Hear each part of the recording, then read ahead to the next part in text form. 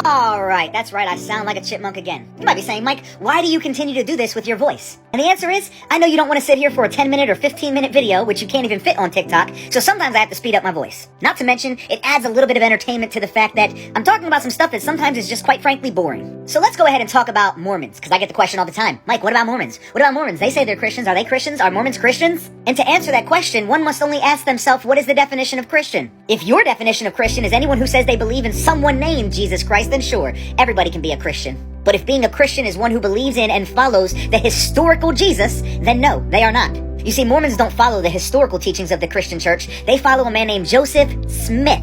Let's talk about Joseph Smith, shall we? Number 1, he was a known charlatan. Number 2, he made several false prophecies. Number 3, he brought forth a book called the Book of Mormon, which is blasphemous. Some of Joseph Smith's quotes are things like, "You have heard that God has been God since eternity past, but I will remove the veil. I say to you that he was a man like us." You see, Mormons believe that God the Father's name is Elohim, which shows they don't even understand Hebrew. And they believe that Elohim had spiritual babies, one of them being Jesus, the other being Lucifer. And Jesus and Lucifer are brothers. And then Jesus came to earth to fulfill his role as being a man that turns into God, just like his daddy did. And if we all follow in Jesus' footsteps, then we will become gods as well and get our own planet.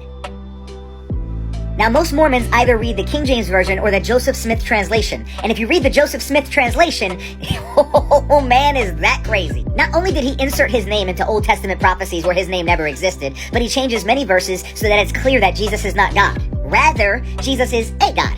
If you ask a Mormon to explain certain Old Testament verses that contradict the Mormon faith, they immediately appeal to Joseph Smith. God cannot speak for himself.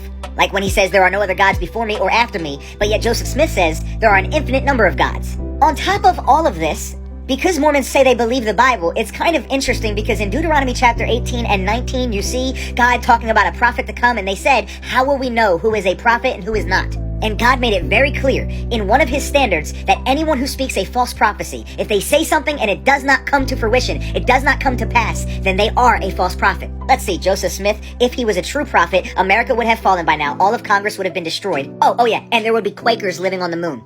Not to mention all the lesser prophecies that failed.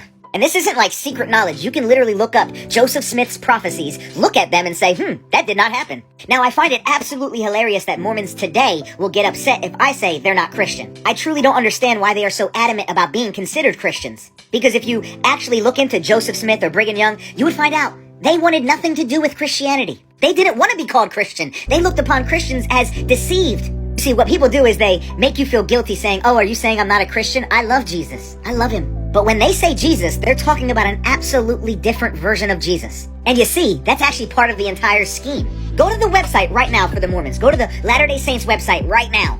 Everything on there will look just like any other Christian organization. It'll be talking about Jesus and how great his life was, etc., etc. None of the other stuff that Mormons believe is on that page. When Mormons come to your house, none of the things I mentioned about God not being eternal and you becoming a God, none of that gets mentioned. Because what they do is they hide behind this idea that they're very similar to Christianity. Because let's be honest, Christianity is one of the most stable foundations in the known world. I mean, we live in a nation based on Judeo-Christian values. What better group to grab the coattails of than Christianity? By Mormons saying they are Christian, it gives a certain level of validity to them so people will listen to them. And then as always, Satan slides a little lie in there. One minute you think you're joining a Christian group, the next minute you're getting special underwear. So all in all, no.